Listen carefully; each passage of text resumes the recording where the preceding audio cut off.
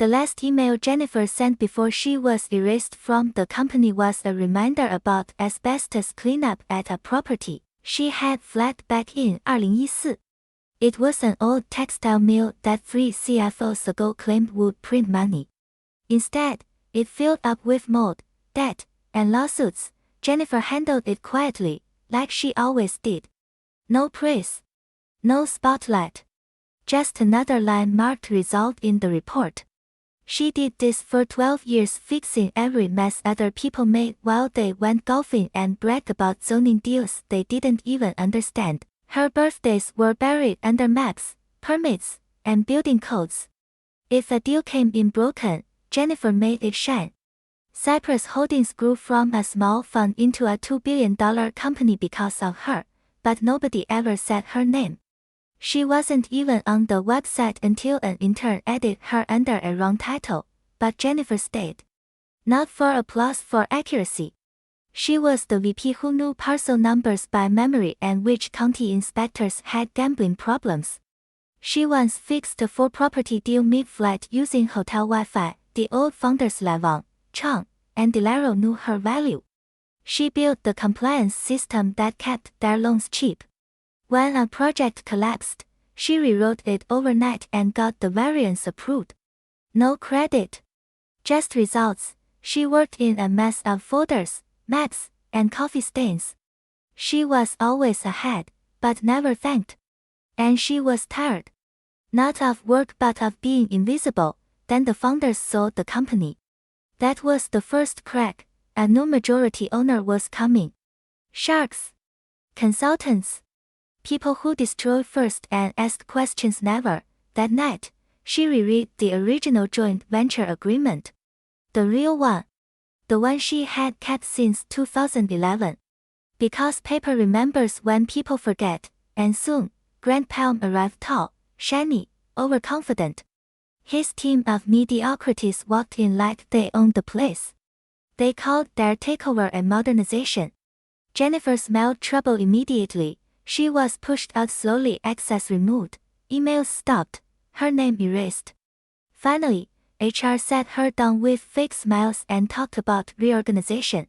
She took the severance packet without arguing, but they made one mistake: they forgot to revoke her historical document access. Jennifer still appeared as an original signer on multiple contracts. Her old emails held all the details. And they never updated the redevelopment frameworks she had built.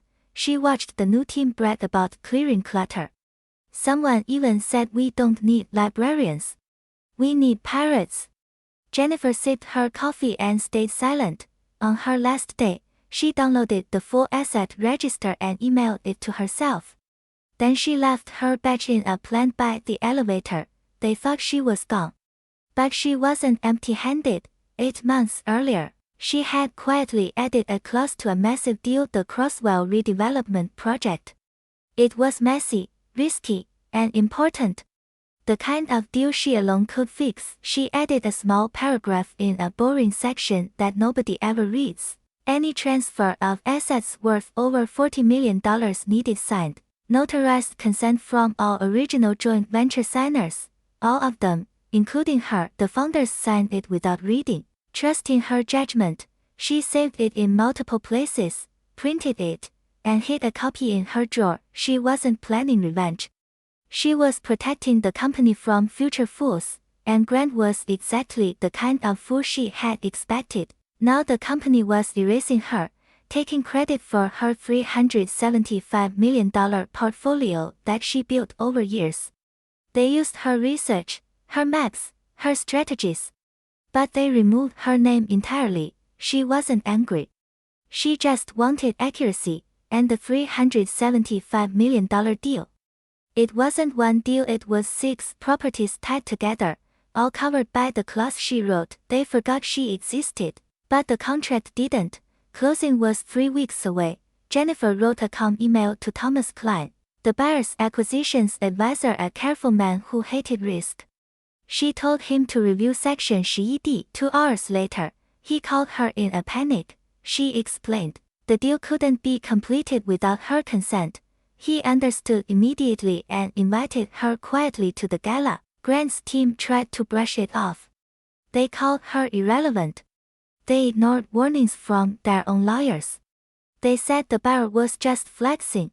Meanwhile, Jennifer arrived at the gala in a simple black dress, carrying her leather folio. She blended into the background. The signing ceremony was upstairs in a fancy room full of cameras and champagne. Grant was full of confidence. Then Evelyn Park, the buyer's general counsel, raised her voice. "We need clarification on Section 11D. Grant tried to dismiss it, but the lawyer slid the clause across the table. The Cyprus attorney read it. His face went pale. The room froze. Thomas slowly pointed at Jennifer. Everyone turned. Jennifer just sat there, calm, holding the original signed document in her folio, waiting for someone to ask the question she already knew the answer to. After Jennifer was erased, Karen stayed quiet for a week. She smiled in meetings, nodded at every bad idea Bryce pushed, and acted like she didn't notice the company slowly burning. But she noticed everything. She kept a small notebook hidden in her bag. In it, she wrote every lie Bryce told, every rule he broke, and every document he forced people to change. Karen did not want revenge at first, but after the way Jennifer was treated, she felt something grow inside her, a calm, cold anger. One morning, Bryce called her into his office. "Karen," he said, pretending to sound friendly, "we need you to rewrite the report about the old mill building. Make it look like the safety issues were never important." Karen looked at him and finally understood. Jennifer had been fired for telling the truth. That was the moment Karen made her decision. She walked out of Bryce's office without saying a word and went straight to her desk. She opened her email and attached everything, every proof, every report Jennifer had saved, every warning Bryce ignored. Then she sent it, but not to Bryce, not to HR, not even to the board. She sent it to the local newspaper, the city inspector's office, and the environmental safety department. Within 24 hours, the story exploded online. Company hid toxic building hazards for years. People were angry. Investors were confused. Reporters were waiting outside the office. Employees whispered Karen's name like she was a legend. Bryce panicked. Meetings turned into shouting. Finance froze accounts. Lawyers arrived. Karen simply sat at her desk, calm and quiet, drinking her tea. When the board finally fired Bryce, he tried to blame everyone else. He shouted at cameras. He denied everything, but the truth was too strong. Jennifer's last email, the one everyone ignored, became the headline that destroyed him, and Karen became the one who made sure Jennifer's voice was finally heard. After Karen's email went public, the company fell into chaos. Investors pulled back. Regulators opened investigations. Bryce was scrambling to spin stories that no one believed anymore. The board called emergency meetings. Lawyers poured in. Employees whispered in hallways. The company that once acted untouchable was suddenly under a microscope. Meanwhile, Jennifer watched quietly from afar. She didn't need the chaos. She had already proven her point. But watching Karen take action, finally letting the truth breathe, gave her a sense of justice she hadn't felt in years. Grant Palm tried to salvage his reputation. He held press conferences, smiled for cameras, and insisted everything was under control. But the Crosswell clause, Jennifer's little tripwire, had already forced delays. Contracts couldn't close without her, and everyone remembered why Bryce, once brash and untouchable, became the company's cautionary tale. His emails, his manipulations, and his attempts to erase Jennifer's work were all public now. The lawsuits, the penalties, and the regulatory fines followed quickly. Karen, on the other hand, became a quiet hero. The employees who had felt powerless saw someone finally stand up for the rules, for the work, and for truth.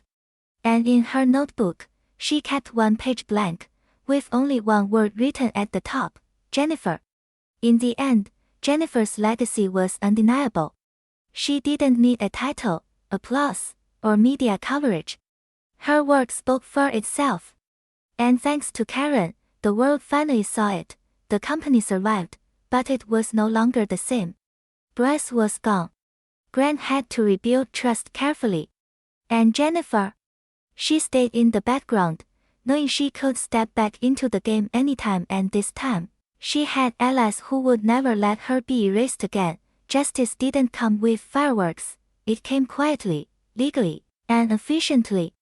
The empire remained standing, but the people in it learned one hard truth. You cannot erase the work of someone who knows the rules better than you. After the Crosswell portfolio debacle, Cypress Holdings was no longer untouchable, but Jennifer didn't gloat. She had learned long ago that power was quiet, cumulative, and measured, not performative. She returned to her routines, reviewing acquisition frameworks, scanning legal filings, and quietly mentoring a few sharp young analysts who reminded her of herself. Grant Palm, humiliated in front of investors and the press, tried to reassert authority. He called emergency meetings, demanded status updates, and barked orders like a man who thought volume equaled control. But the culture had shifted. Employees who had once nodded at his every word now whispered about the Crosswell clause, about the woman who held them all accountable. Fear had replaced blind loyalty, and no one enjoyed working in a house of paranoia. Bryce vanished from the industry almost overnight.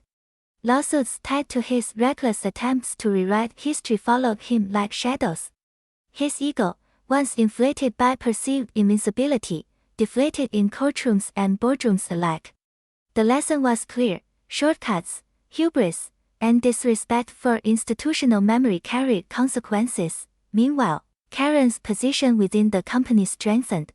She wasn't the public hero, but internally, she became the trusted guardian of compliance. She and Jennifer stayed in quiet contact, exchanging notes on projects and warning each other about potential blind spots in acquisitions or redevelopment frameworks. They were no longer the invisible operators, they were the silent pulse keeping the company alive. Jennifer, of course, kept her distance. She didn't need credit, but she enjoyed watching the ripple effects of meticulous work unfold. Every flawed spreadsheet, every overlooked clause, every hasty signature Grant tried to push became a reminder of why diligence mattered. She had built tripwires long before anyone realized, and now they functioned autonomously, proving her foresight. The market noticed too. Investors started asking questions about corporate governance, about compliance history, about who actually knew the assets. Cypress Holdings survived the storm, but its narrative had changed. Publicly, Grant tried to control the story, but analysts, regulators, and insiders all knew the Crosswell incident was a warning. Ignore the rules, and the rules will enforce themselves. And then, quietly, Jennifer returned to a personal project. She began documenting her work history, the real history annotated with memos, contracts, clauses, and timestamps. It wasn't about revenge anymore. It was about creating a record that couldn't be erased, one that future operators could rely on. She called it her legacy ledger, a blueprint for precision, accountability, and quiet authority. As for herself, Jennifer didn't seek a new title or office.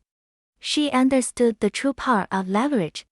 One well-timed intervention, one clause written in the past, could reshape boardrooms, portfolios, and egos more effectively than any press release.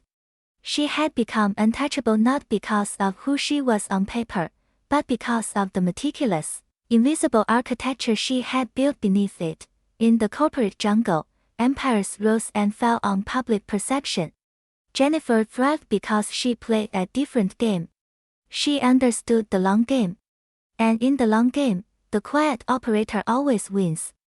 Months after the Crosswell portfolio incident, Cypress Holdings was technically stable, but its internal culture had shifted irreversibly.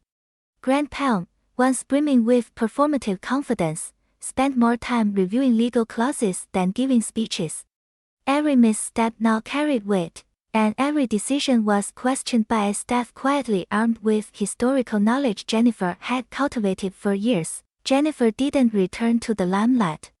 She kept her apartment office organized like a miniature operations center, her legacy ledger meticulously updated. But she occasionally lent her insight, discreetly, to trusted contacts inside Cyprus and at other firms. Emails would arrive with quiet urgency forwarded frameworks, notes on compliance irregularities, or acquisitions teetering on unseen risk. She replied only when necessary, her signature a gentle reminder that the invisible hand still held the leverage. Karen thrived quietly, too. Elevated internally as a compliance strategist, she finally received recognition, but only the kind that mattered: influence. Her guidance was sought by investors and board members alike, and she cultivated a small circle of analysts trained to spot the hidden hazards Jennifer had always warned about. They respected Karen not because she demanded authority, but because she wielded precision like a scalpel. Grant, in contrast, struggled. The Crosswell incident had left a lingering shadow on his credibility. Every new deal was scrutinized by junior staff who remembered the fiasco and the woman who had exposed their oversight. He attempted to reclaim dominance with public appearances and flashy initiatives, but the internal ecosystem no longer tolerated shortcuts. His authority was performative, his control was a veneer. Jennifer's final move was subtle, almost imperceptible.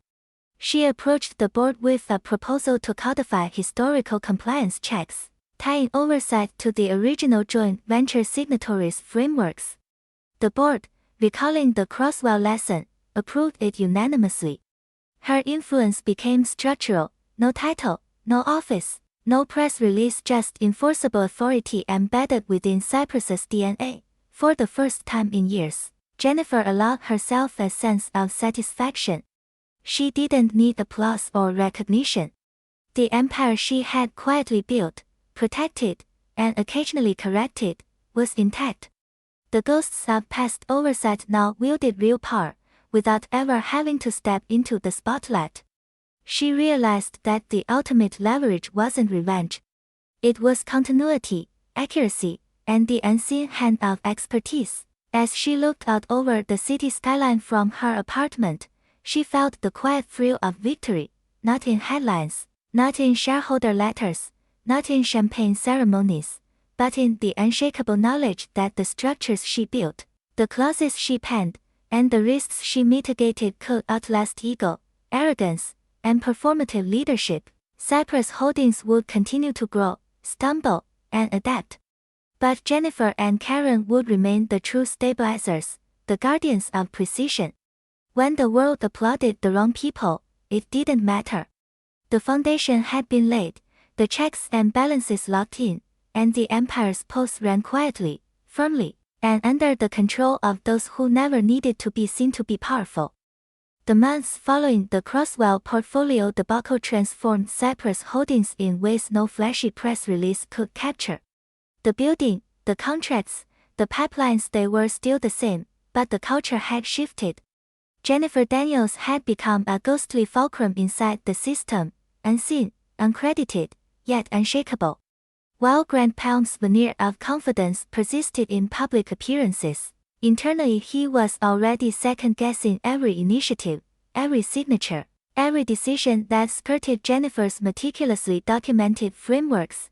Jennifer didn't need to walk the halls of Cyprus. She had no office there anymore. No desk covered in red folders and coffee rings, no fluorescent bulbs buzzing above her head. But she still knew the pulse of every project.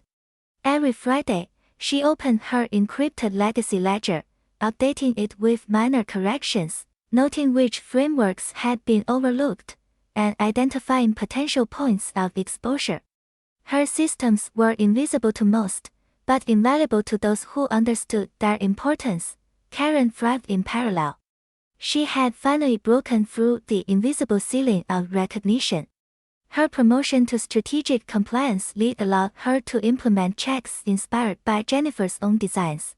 She trained a small cadre of analysts sharp, precise, and obedient not to her ego but to the principles of due diligence.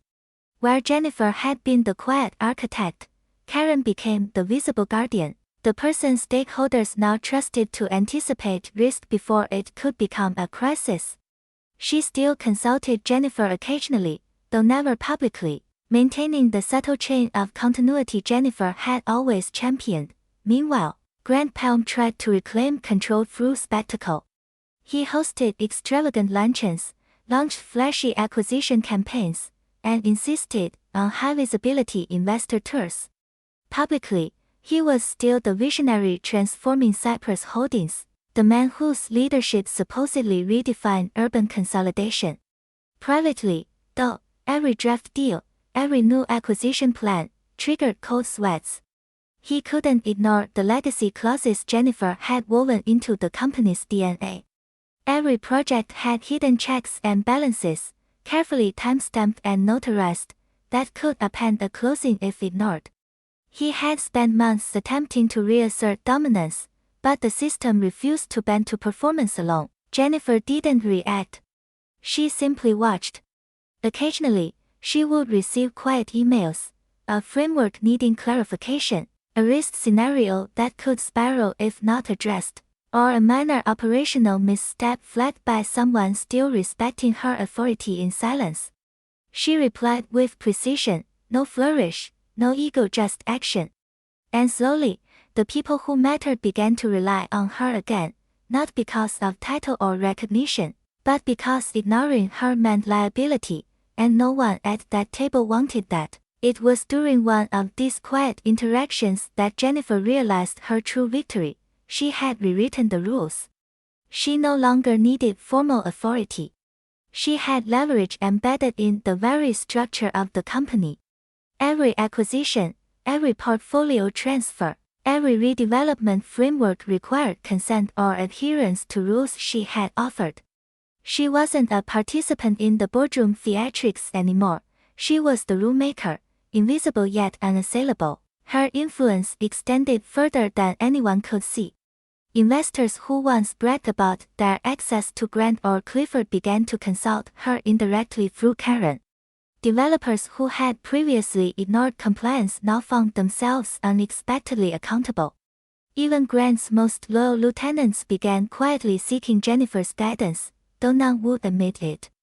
Her power was subtle, structural, undeniable. Then came the moment that crystallized everything. A major opportunity arose. Cyprus was negotiating a $500 million mixed-use redevelopment across 3 municipalities. The buyer, an aggressive private equity firm, was eager to move quickly, brushing aside historical frameworks in favor of speed. They assumed the process would be straightforward because Jennifer wasn't on the payroll, wasn't in the email chains, wasn't part of any board meeting. They had forgotten, or perhaps never realized, that the foundation of every Cyprus acquisition was under her watchful eye. On the day of the final review, Karen discovered an irregularity in the proposed asset transfer schedule. A clause in the original joint venture framework buried, timestamped, notarized, executed by Jennifer required unanimous consent for any portfolio-level transfer exceeding the threshold the deal now triggered. Panic ensued. Legal teams scrambled, but the only person who could authorize the modification, or provide the proper acknowledgement, was Jennifer herself. She arrived at the negotiation table quietly, letter folio in hand, her presence calm, unassuming but radiating authority. She didn't need to explain herself. The documents spoke for her. Each notarized clause, each highlighted framework, each archived memo presented in orderly stacks became her instrument. The room understood immediately. Bypassing Jennifer wasn't just risky, it was impossible. The buyer's general counsel, a sharp, young woman named Eliza Tran, understood the magnitude instantly. She whispered to her team, "We're not negotiating with Cyprus anymore. We're negotiating with the woman who wrote the rules." Grant sat frozen, realizing the performative power he relied upon was meaningless against someone who controlled compliance at a structural level. Clifford muttered under his breath, a mix of awe and frustration. Jennifer reviewed the clauses, confirmed their enforcement, and offered precise, actionable guidance. No gloating. No demands for ego-driven credit. Just authority exercised correctly. Within hours, the deal moved forward cleanly, legally airtight, and compliant with historical frameworks. The buyer, initially impatient and aggressive, left the table impressed, cautious, and fully aware that this was not a negotiation over money or titles but over adherence to rules no one else had ever internalized. Afterward, Jennifer returned to her apartment, sat by the window, and watched the city glow in late afternoon light. She didn't celebrate. She didn't need to. The empire had survived, even thrived, and she had ensured that its growth was anchored to precision, accountability, and the kind of leverage that no title could ever grant. And as she sipped her coffee, she thought of Karen, quietly rising within Cyprus, and knew the continuity was secure.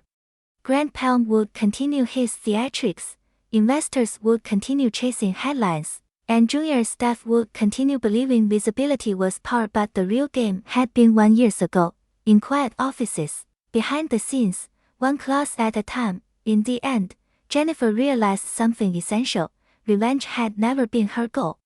True power, she understood, didn't come from disruption, applause, or public acknowledgement. It came from control that couldn't be erased, recognition that couldn't be ignored, and influence that worked while the world looked elsewhere. And in that quiet mastery, Jennifer Daniels had become untouchable.